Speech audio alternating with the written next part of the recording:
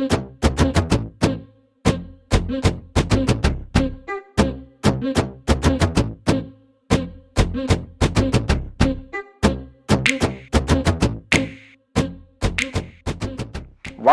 And welcome to review பெட்டி.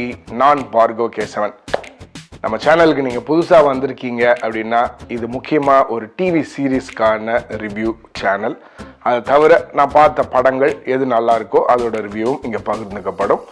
மற்றபடி நம்ம யூடியூப் சேனலுக்கு ஒரு வாட்ஸ்அப் சேனலும் இருக்குது. அதோட லிங்க் நம்ம டிஸ்கிரிப்ஷனில் கொடுத்துருங்க. ஸோ இது வரைக்கும் நீங்கள் அதில் இல்லைன்னா அதில் இணைஞ்சிக்கோங்க. இப்போ மெய்யழகன் படத்தோட ரிவ்யூ பார்க்க போகிறோம். எப்படி இருந்துச்சு இந்த படம் அப்படிங்கிறத பார்ப்போம்.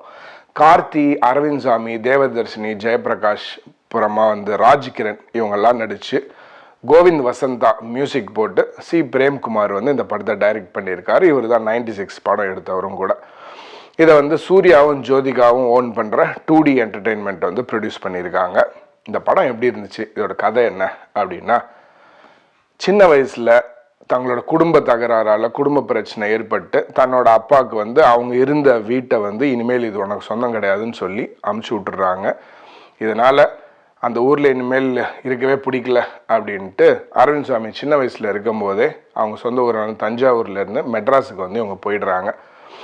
பல வருஷமாக ஒரு 20 வருஷமாக ஊர் பக்கமே திரும்பி வரல. அந்த சொந்தக்காரங்க மேலேயும் ஊர் மேலேயும் ஒரு வெறுப்பு காரணமாக. ஆனால் ஒரு முக்கியமான சூழலுக்காக கண்டிப்பாக அங்கே திரும்பி போக வேண்டியிருக்கு. ஒரே ஒரு ராத்திரி தான் போயிட்டு டப்புன்னு வேலையை முடிச்சுட்டு வந்துடுறேன் அப்படின்ட்டு போகிறாரு. அப்படி போனவர் உடனே வந்தாரா இல்லைன்னா அங்கே என்னாச்சு அப்படிங்கிறது தான் இந்த படத்தோட கதை. இதை தவிர ஒரு முக்கியமான கதைக்கரு அப்படின்னா, இந்த கதை முழுக்க முழுக்க ஒரு ராத்திரியில், அதாவது இதோட மெஜாரிட்டி ஆஃப் த படம் ஒரு ராத்திரியில் நடக்கிற மாதிரி இருக்கும். ஒரு விஷயத்துக்காக போகிறாரு, அன்றைக்கி ராத்திரியே கிளம்பிடலான்னு பார்க்குறாரு. பட் பஸ் மிஸ் ஆகிறதால அப்படியே அன்றைக்கி ராத்திரி இருக்க வேண்டியிருக்கு. அப்போ தான் கார்த்தியை சந்திக்கிறாரு அரவிந்த் சுவாமி. அப்படியே கார்த்தியோட நடக்கிற அந்த உரையாடல் தான் இந்த முழு படம். ரொம்ப ஒரு ஈர்ப்பு இல்லை, அடுத்தவங்க ஏறுறாவன்னே தெரியல அப்படின்ட்டு ஒருத்தன் ரொம்ப நேரமாக பேசினே இருக்கானே அப்படின்ற மாதிரி ஆரம்பித்து, அதுக்கப்புறமா ஐயோ இவனுக்கு நம்மளை பற்றி எல்லாமே தெரிஞ்சிருக்கு, இவன் யாருன்னே தெரியலே அப்படிங்கிற ஒரு விஷயமும், நீ யார் அப்படின்னு இப்போது ஒருத்தங்களை மீட் பண்ண உடனே நம்ம கொஞ்ச நேரத்தில் சாரிங்க ஞாபகம் இல்லை நீங்கள் யார் அப்படின்னு உடனே கேட்டோன்னா பரவாயில்ல, கொஞ்சம் நேரம் தெரிஞ்ச மாதிரி இருந்துட்டு அதுக்கப்புறமா ஐயோ இதுக்கு மேலே கேட்டால் நல்லா இருக்காதே அப்படின்ற மாதிரி ஒரு இடம் வருது இல்லையா. அந்த மாதிரி பல சந்தர்ப்பங்களை மிஸ் பண்ணிவிட்டு ஐயோ இது யாருன்னே தெரியல அப்படின்னு தவிக்கிறாரு. அதுக்கு அடுத்த நாள் ஊருக்கு போயிட்டு திரும்பவும் அது யாருன்னு அவருக்கு எப்படி தெரிய வருது, அது யார் அப்படிங்கிறதும் இந்த படத்தோட ஒரு முக்கியமான ஒரு சிறப்பு அம்சம். இந்த படம் எப்படி இருந்துச்சு அப்படின்னா இது அட் ஒன் பாயிண்ட் எனக்கு சேரனோட படம் பார்த்த ஒரு ஃபீலிங் வந்துச்சு. அண்டு விக்ரமனோட படம் பார்த்த ஒரு ஃபீலிங் வந்துச்சு. இது எதுக்காகன்னா, அவ்வளவு அழகான ஒரு குடும்ப படம், ஒரு பாசம் உறவுகள் இது சம்மந்தப்பட்ட ஒரு படம் சமீபத்துலலாம் எனக்கு ஞாபகமே கிடையாது. ஸோ அந்த மாதிரியான ஒரு படம். இந்த படம் பார்க்கும்போதே எனக்கு இந்த ஆட்டோகிராஃப் படம் பார்த்த ஒரு ஃபீலிங்கோ இல்லைன்னா அந்த உன்னை நினைத்து அப்படின்னு பல தான் சொன்னேனே, விக்ரமனும் சேரனும் 2 பேரும் தான் ஞாபகத்துக்கு வந்தாங்க. அந்தளவுக்கு ஒரு தரமான ஒரு டைரக்டர், ஒரு அருமையான இது அப்படின்ற மாதிரி பட்டுச்சு. இதுக்கு இன்னொரு முக்கியமான காரணம் என்னென்னா, இந்த படம் முழுக்க முழுக்க தஞ்சாவூர்லேயும் நீடாமங்கலத்துலேயும் எடுக்கப்பட்ட ஒரு படம். பிரேம்குமாருக்கு சொந்த ஒரு தஞ்சாவூரான்னு தெரியல, ஏன்னா 96 தஞ்சாவூரில் தான் நடக்கும். அந்த மாதிரி எனக்கு ரொம்ப சந்தோஷமாக இருந்தது இந்த படம் பார்க்கும்போது.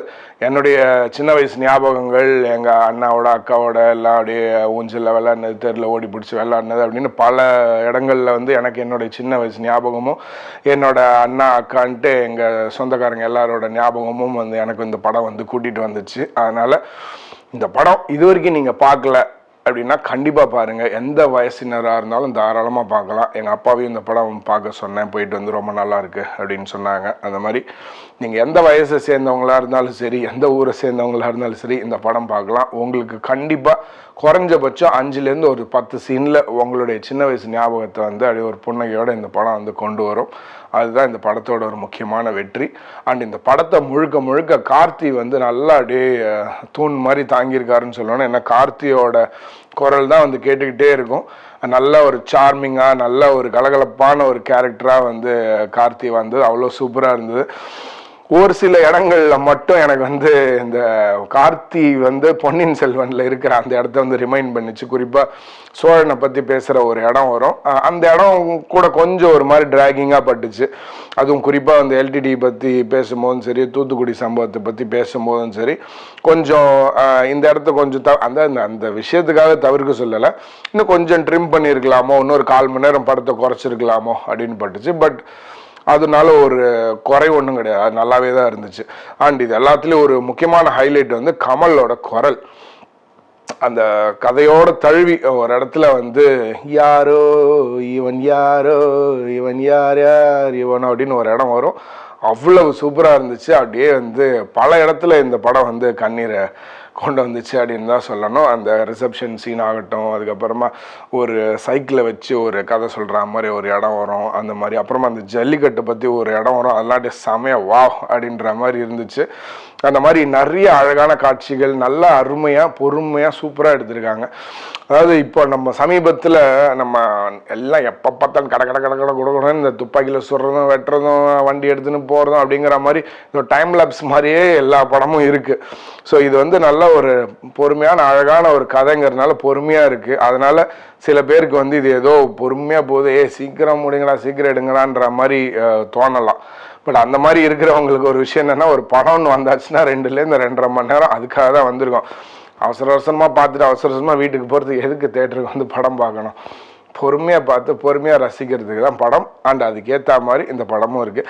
சில படம் இருக்கும் கொஞ்ச நேரம் பார்த்தால ஐயோ எப்படா முடியுன்ற அளவுக்கு, அந்த மாதிரி படத்தை பற்றி நான் எதுவும் சொல்ல விரும்பலை. பட் இது வந்து நல்லா பொறுமையாக அழகாக இருக்குது. அதனால் இந்த படத்துக்கான நேரத்துக்கு நம்ம உட்காந்து ரசிச்சுட்டு வரலாம். கார்த்தி, அரவிந்த் சாமி, தேவதர்ஷினி, அப்புறம் இந்த படத்தோட மியூசிக் டைரக்டரு எல்லாருமே அவ்வளோ அழகான ஒரு ஒர்க் பண்ணியிருக்காங்க. ஸோ கண்டிப்பாக இந்த 96 ஆகட்டும், இந்த படமாகட்டும், இது ரெண்டுமே வந்து அருமையாக வந்ததுனால இந்த டைரக்டரோட அடுத்த படம் எதுவாக இருப்பினும் அதுக்கு வந்து நிச்சயமாக நான் காத்திருக்கேன். இந்த படத்தை நீங்கள் பார்க்கலன்னா மறக்காமல் தேட்டரில் பாருங்கள். That's about Meiyazhagan. அடுத்த ரிவ்யூவில் சீக்கிரமாக சந்திப்போம். நன்றி, வணக்கம்.